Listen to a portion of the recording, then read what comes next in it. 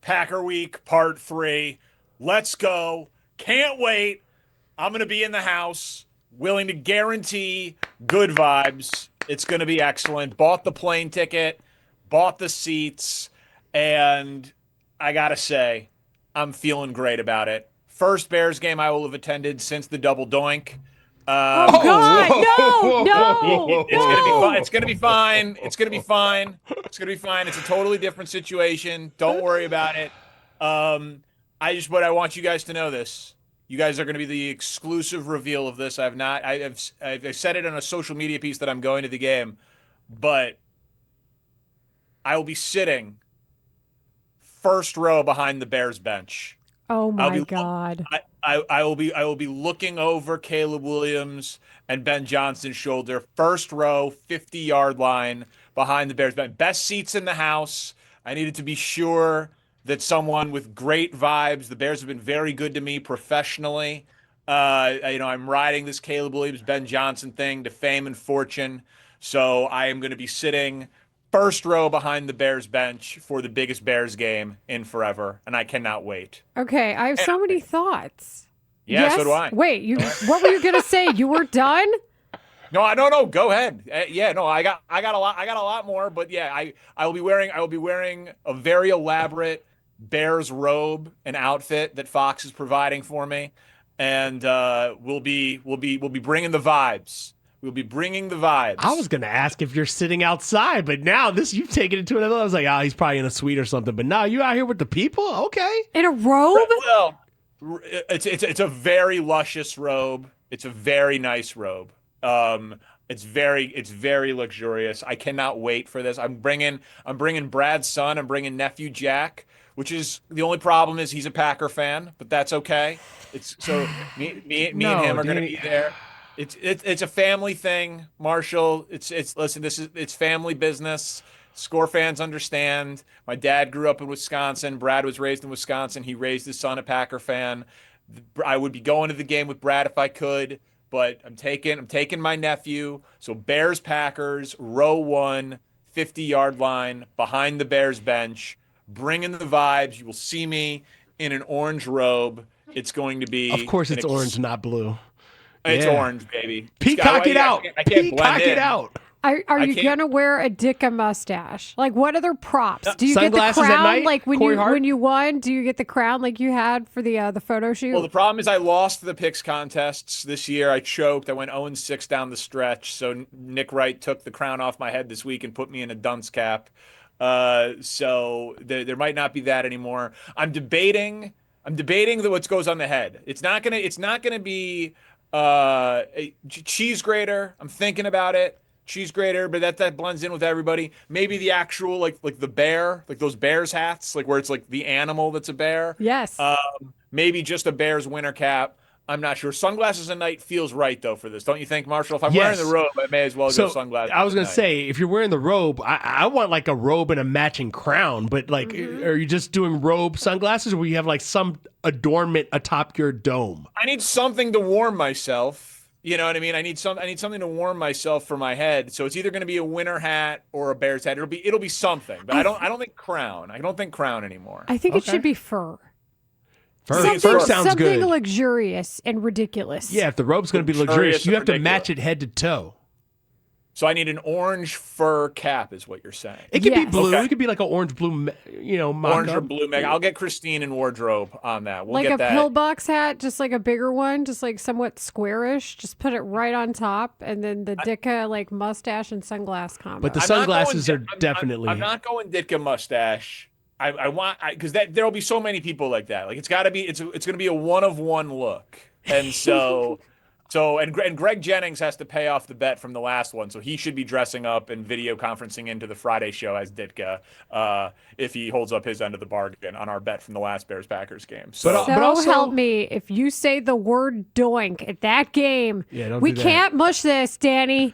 nah, listen, no, I understand concerns about my mushing prowess in the past, but I don't know if you followed what's happened to me since I left the score. I went 65% against the spread in the NFL in year one, And now he's doing afternoons on the most popular sports talk show. First things first. Things have been going very well. Ben Johnson comes on the show. Things are going very, very well. So I don't think I'm going to be mushing anything here. I don't think Bears fans need to be concerned with me being in attendance. I think this is a good thing. I think I'm bringing extra good vibe, and I couldn't sit in the corner or in a suite. I needed to be sure that the guys looking over Caleb and Ben's shoulder were fully in their corner, and so that's why I got the seats. Yeah. That's why I got the seats that I did. Wouldn't you say things were going well for you at the Score before, say, I don't know, the double doink, for example, or They were going mushing the White Sox, or I'm not here to talk about the past. I'm like a steroid user testifying before Congress. I'm Oh, here to. are you going to point at us vehemently? Yeah, I'm here. I'm not here to talk about the past. I am here to talk about the future.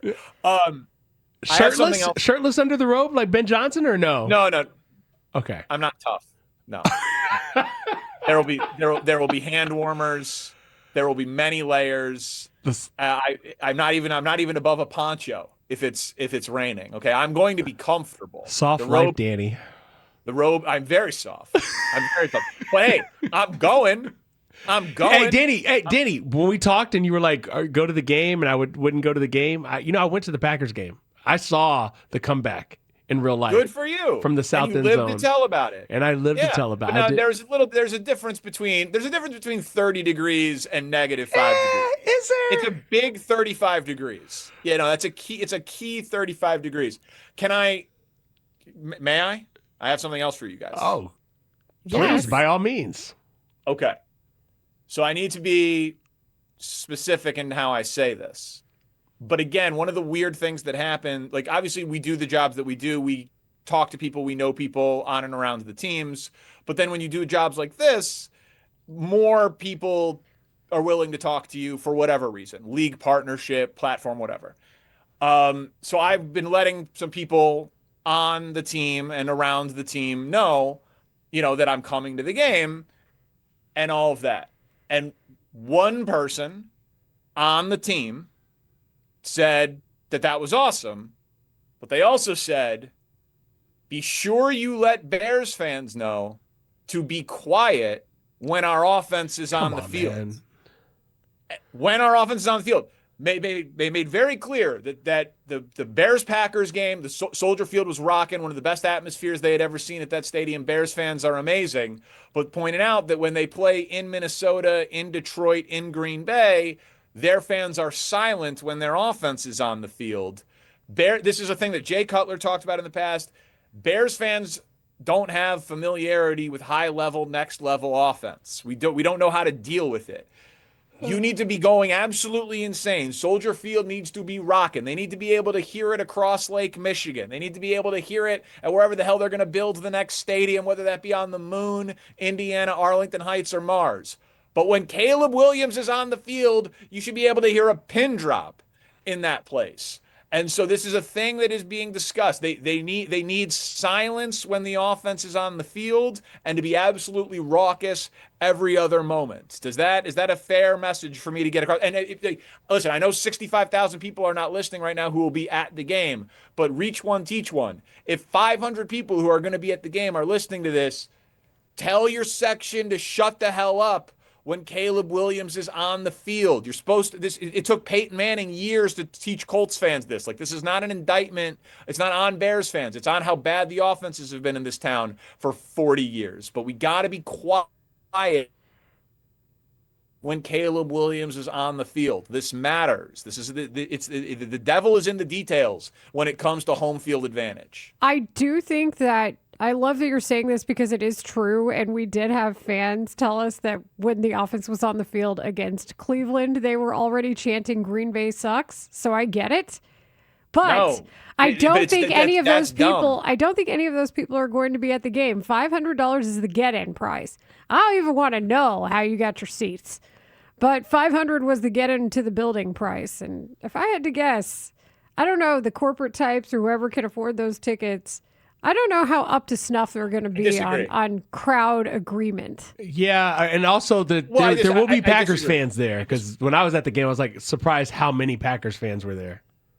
Yeah, regular season will be a little different than playoff for the allotment. Those will go to Bears season ticket holders who will be able to have gotten it at face value. Yes, there will definitely be some corporate type. Soldier Field's going to be rocking. This is not me admonishing Bears fans. This is not me admonishing Bears fans. Bears fans are great. I thought the Soldier Field for that Bears Packers game, Marshall, that you were at, is one of the loudest I've ever heard Soldier Field. So bring it. Be loud.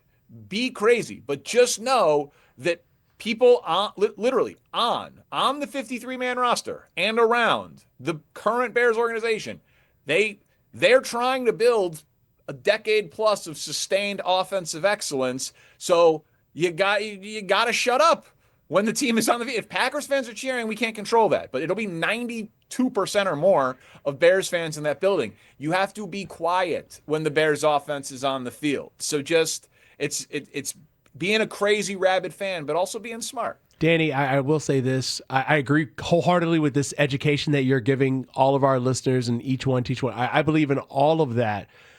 But at the same time, I have to tell you, I'm concerned because I think if they don't follow your advice and they don't use home field advantage in the purest form that they can, they're in trouble because I think the Packers are better than the Bears. Based on what? Based on the offensive play, based on just how bad the Bears defense has been? Well, listen, the last 4 weeks, so the Packers are riding a 4-game losing Yes, streak. they are. And Micah Parsons got hurt 4 games ago. Yes. And in those 4 games that they largely have played without Micah Parsons, they have 0 interceptions and 3 sacks. The only team in the NFL to be in their company is a team that had 4 sacks and 0 interceptions, the New York Jets. Packers have been the worst defense in football in terms of generating negative plays for the last month. They've been the worst defense in football, even worse than the Jets. So the Bears defense is bad. I'm in complete agreement with you, but they are at least opportunistic. They get takeaways. Like they make impactful plays. The Packers defense is not good either. So we'll see what the weather does in terms of allowing for there to be a shootout. But these teams have played 2 very evenly matched games. The first game, the Bears could have won. Obviously, Caleb throws the pick on the last play. They were within 20 total yards of each other in terms of yardage in the game. They each had 1 sack. They each had 1 turnover. It was 21 first downs to 17. Like that was an evenly matched game, and the Bears just lost it at the end. Second game, you were there. It was evenly matched, and the Bears are getting healthier. We'll see about Kyler Gordon. We'll see about Rome Odunze, but the Bears are getting healthier, and the Packers have key guys that are just not coming back at any point. Danny, so I agree with that. I don't agree that they are flatly better. Well, you say flatly better. I just say this. We were talking about game control a couple of segments ago. I just think they have not. Now, if the Bears want to come out and play in the first half and be a viable football team in the first half, which they have not done in either of these matchups, yeah, you're right. But they haven't done that, and there's no proof that they will do that. So that's why Jordan Love has playoff experience. Jordan Love, he's been more consistent. No, listen, Jordan Love has playoff experience. He has a game where he scored 48 against Dallas, and he has a game where he threw 3 interceptions against Philly. You know what I mean? So like the Bears played a complete game against Cleveland, and then they've played inconsistent games down the stretch as well. Like it's just, yes. But here's the thing, Marshall. Every team has flaws. Yes. Give me a playoff team, and I'll give you their flaw. Like there is no juggernaut out there in AFC, NFC, 1 seed through 7 seed. So you give me the healthier team, you give me the team at home. The odds agree with you, right? The odds say on a neutral field, Green Bay is favored because by some of the sports books, the Packers are even favored by 1 in Chicago. Like I'm not saying the Bears can't lose the game, but I think they've played 8 quarters against Green Bay, basically to a draw on the scoreboard and in all the statistics that matter. So I think there are 2 very evenly matched teams, and the Bears are at home and the Bears are healthier. So I have no problem giving a slight edge to the Bears in the game. Like I said, the Bears have been playing chase from behind in both these games and needed a successful onside kick in the year 2025, which does not happen, just to win the game that they did win. I understand what you're saying about kind of neck and neck, but I'm just saying they came to Soldier Field and dominated for more than 3 quarters. So we'll see what happens. I hope the Bears win, but it's hard for me to sit here and say the Bears are better than the Packers based on what I've seen over the last month, and that's without Micah Parsons being on the field for the Packers. Yeah, well, I mean, like the beauty is 60 Minutes Saturday night We'll gets know. to We'll get find gets out to together. get gets to I mean, we gets won't to be together because settle you'll it. be cold and I'll be warm. But yes. I promise you, I'd much rather be where I am for the game than where you are for the game. I promise you that. That's fair. Yeah, yeah. I also want to ask you, Nick Wright posted the receipts appropriately of him talking about John Harbaugh no longer being the head coach in Baltimore. I know it's Yeah. something that you guys have discussed, of course. What do you think? One of the notables to me was him talking about the flashpoint of the Friday before the Bears game and how the injury report that seemingly looked doctored or something was up ended up being something that was part of what led to the fallout here. What do you think about just the times that he's brought up Nick had based on what you're seeing now and what happened yesterday? Nick Wright is the best person in sports media right now. Period. He should be everyone's number one pick. There is no one better. There is no one smarter. And people are, oh, he's a hot take guy. He's informed. People talk to him. People really like his stuff. The people that are in his phone, the people that he interacts with, would shock a lot of people. So yeah, he has been on this. I'm obviously not going to reveal anything I know about how he knew what he's known since September. That's not something that I'm going to do. He's obviously my best friend, so I'm super biased. But yeah, he's been on it, and he was right. And now that the firing has happened and all of the quote unquote insiders are allowed to start talking about it because the agents have given them permission, they're all catching up to something that he had 4 months ago. I mean, that was it. It was Bears adjacent, and that's why it became so compelling. We all knew something was up when that happened, but you can speak to the validity. That's for sure. Yeah, I mean, like I said, he has been proven objectively correct. Like he got crushed for it in September. He got crushed for it, but he doesn't care. He doesn't check his mentions because the internet isn't real, and it's a lesson for all of us to just do good work and be informed. First thing you're eating for your game day food, where you're not going to mush the Bears on Saturday. Oh yeah, it's fun. It's funny. Yeah, so I'm flying in Saturday morning on the first flight. And then me and like I don't know, we'll have like six guys, my high school friends that I grew up with. We're gonna get lunch in the burbs together. Still figuring that out, those details as of now. And then coming down, and my guy Carm over at CHGO, they throw a great tailgate. So I think I'm gonna show up there. Shout out to them and hang out with my nephew. And it's going to be cold, Marshall told me. So I probably have to drink like, 6 or 7 cocktails or so during that Rams Panthers game and over the course of the day. So Six or seven? Danny, your alcohol tolerance. Like I'm surprised that that's the number you landed on. yeah, over the course of the day. Oh, I'm like, okay. I thought you meant like once you got to the tailgate, 6 or 7, and then we're walking in.